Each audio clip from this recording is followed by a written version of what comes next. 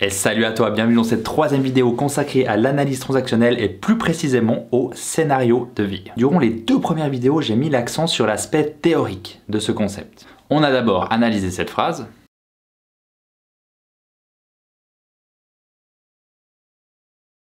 Et ensuite, on a observé ce qu'il se passe lorsque l'on grandit dans une famille plutôt dysfonctionnelle et comment ça se passe. Et aujourd'hui, on va voir ce qui se passe réellement dans la vie d'une personne. On va voir ce bon vieux Bernard. Alors bien entendu, Bernard sort de mon imagination, mais le but c'est de transposer cette théorie pour voir comment concrètement ça pourrait se traduire dans la vie de quelqu'un, de sa naissance à sa mort. Et comme dit dans la vidéo numéro 2, le but de ces vidéos, ce n'est pas de faire culpabiliser les parents. Le scénario est rempli de mécanismes inconscients, ça veut dire qu'ils sont très difficiles à contrôler. Donc ça ne sert à rien de se flageller en se disant qu'on aurait pu faire tellement mieux. Pour reprendre une phrase de l'un de mes formateurs d'AT qui pour moi résume très bien la chose, être un bon parent, c'est faire le moins de dégâts possible. Allez, intro, et c'est parti.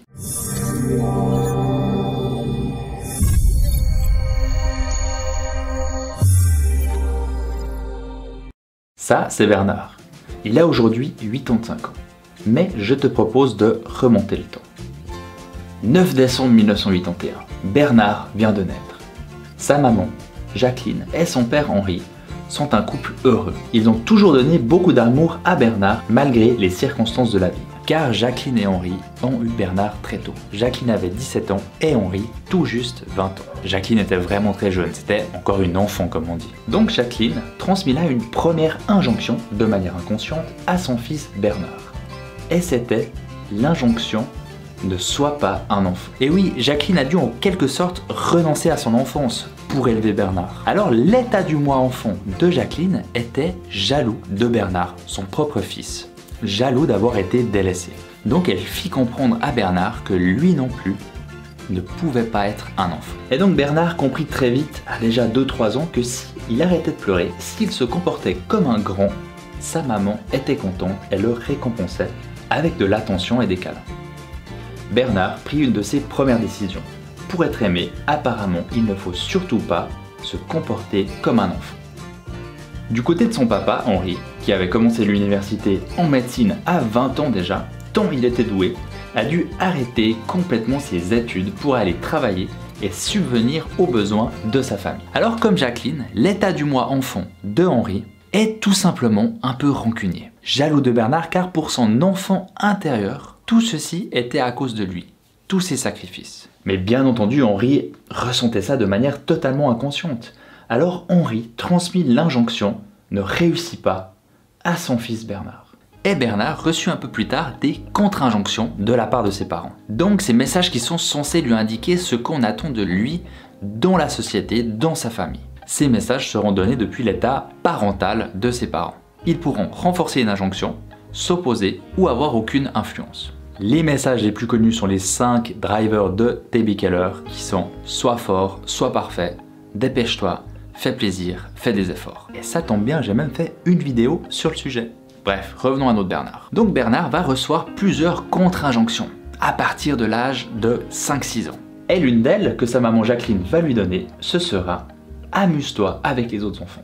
Un petit enfant, ça s'amuse avec les autres. Et je n'ai pas besoin de te faire un dessin du paroxysme de cette contre-injonction avec l'injonction « ne sois pas un enfant ». Et Henri, son papa comme sa maman, lui transmit un certain nombre de contre-injonctions et l'une d'entre elles est « fais des efforts, dans la vie, quand on travaille, on réussit ». Et c'est vrai que Henri était un sacré bosseur. Il cumulait plusieurs travails comme il avait dû arrêter ses études prématurément et n'avait malheureusement aucune qualification. Et le pauvre Bernard était de nouveau coincé entre l'injonction « ne réussit pas » et la contre-injonction « quand on fait des efforts, quand on travaille dans la vie, on obtient ce qu'on veut ». Et Bernard, pour s'en sortir avec tous ces messages qu'il recevait, puis savoir comment se comporter, qu'est-ce qu'on attendait de lui, à partir de 6 à 7 ans, il commença à observer ses parents et plus particulièrement ce qu'on appelle le programme.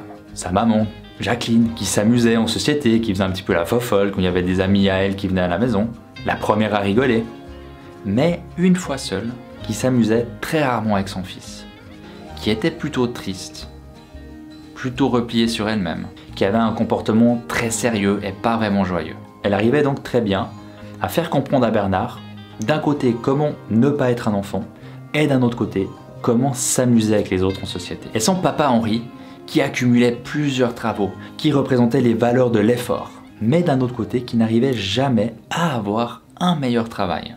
Pour plein de raisons à chaque fois différentes, lui a appris qu'on pouvait faire des efforts dans la vie pour théoriquement réussir, mais d'un autre côté, ne jamais réussir.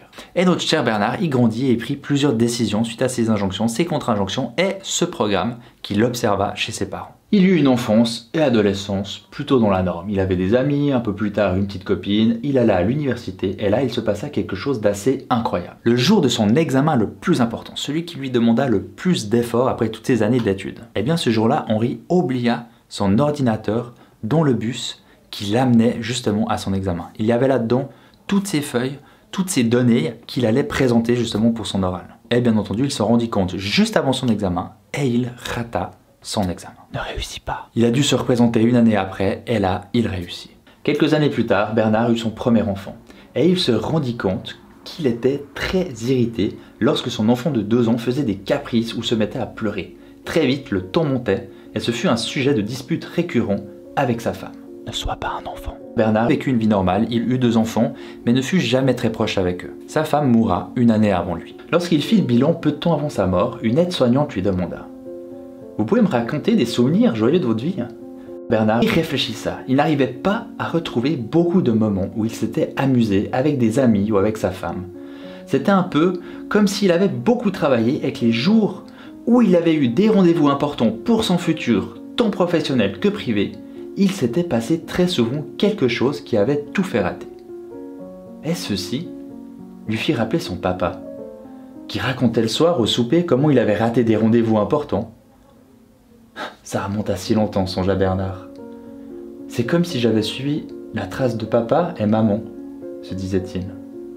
Est-ce que j'aurais pu faire autrement? Si je m'en étais rendu compte avant. Est-ce que de toute façon j'aurais agi comme ça? Plein de questions qui restèrent sans réponse.